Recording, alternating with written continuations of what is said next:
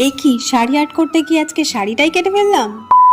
তোমরা তো জানোই আমি গত দুদিন থেকে পুজোর জন্য একটি শাড়ি আর্ট করছি, তো আজকে সেই শাড়ি আর্টেরই পর্ব 3। যথারীতি আমি প্রথমেই আঁচলের যে মেইন কাজটা তার চারিপাশে যে কলকাটা দেবো ভেবেছিলাম সেইটাকে দিয়ে নিলাম। আর এইটুকু কাজ করতে করতে আমার প্রায় 40 থেকে 1 ঘন্টা সময় লেগে গেছিল। সত্যি যারা প্রতিনিয়ত এই হ্যান্ড প্রিন্টেড শাড়িগুলো তৈরি করে তাদের যে কতটা পরিশ্রম হয় সেটা আমি আজকে করে বুঝতে পারলাম। আর আমার কেন জানি না এই কাজটার সাথে আঁচলের নিচের দিকে ডিজাইনটা একদমই ভালো লাগছিল না, আর আমিও ভুলবশত আঁচলের মেইন কাজটা একটু ওপরের দিকে করে ফেলেছিলাম, তাই নিচের দিকে শাড়িটাকে একটু কেটে ছোট করে নিয়েছি এবং সেলাইও করে দিয়েছি। তারপর আঁচলের ওপরের দিক, সাইডের দিক এবং নিচের দিক সব কটা কাজই আমি পরপর করে নিলাম। আর তোমরা বিশ্বাস করবে না, এই কাজটা করতে আমার প্রায় 3 থেকে 3.5 ঘন্টা সময় লেগেছে।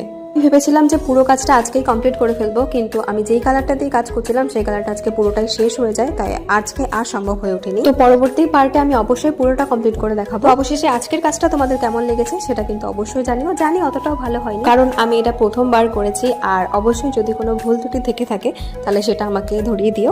আজ তবে আসি, দেখা হবে পরবর্তী ভিডিওতে। টাটা।